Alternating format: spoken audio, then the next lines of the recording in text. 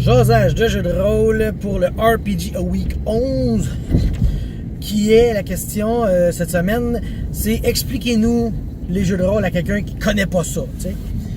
Je vais expliquer moi les jeux de rôle que je joue surtout. Je n'irai pas dans les jeux 100 mètres ou narration partagée. Là. Je vais aller avec les jeux que je joue, Vampire, Donjon, ces choses-là. Donc, je commencerai. Écoute-moi, grand-papa, je vais t'expliquer, là. Puis là, il va faire comme ah! Puis là, je vais dire, un jeu de rôle. C'est assez simple au final. C'est un jeu où on incarne un rôle. C'est un jeu de rôle. Hein?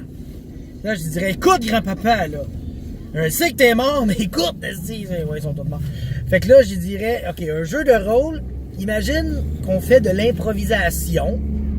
Puis le thème, puis tout, c'est le maître du jeu qui dit ça.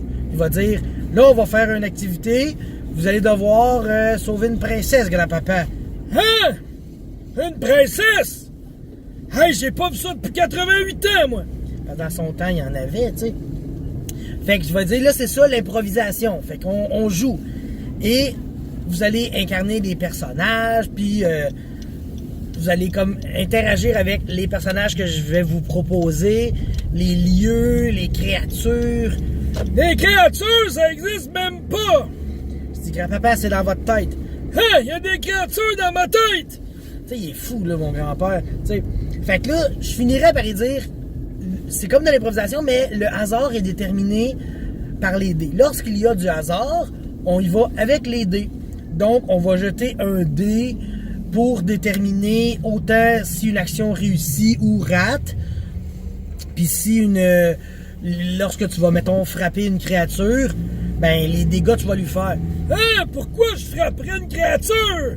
T'sais, il a fait la guerre, mais il les frappait pas, il les tirait. T'sais. Fait que là, je dirais, oui, mais c'est un jeu. Là. Fait comme, il comprendrait. Là, il commencerait à comprendre. T'sais. Fait que là, on brasserait des dés. Là, je sortirais mes dés, puis là, il fait comme, hey, c'est pas un dé, c'est une balle de golf! Non, grand-papa, c'est un dé 20, calme tes nerfs. Il est vraiment, mon grand-père, il me tape, là, pour vrai, là. Fait que là, idéalement, on jouerait, puis finirait par comprendre, esti, là, que c'est de l'improvisation, que tout le monde joue ensemble, puis qu'on brasse des dés pour résoudre les choses qui sont incertaines.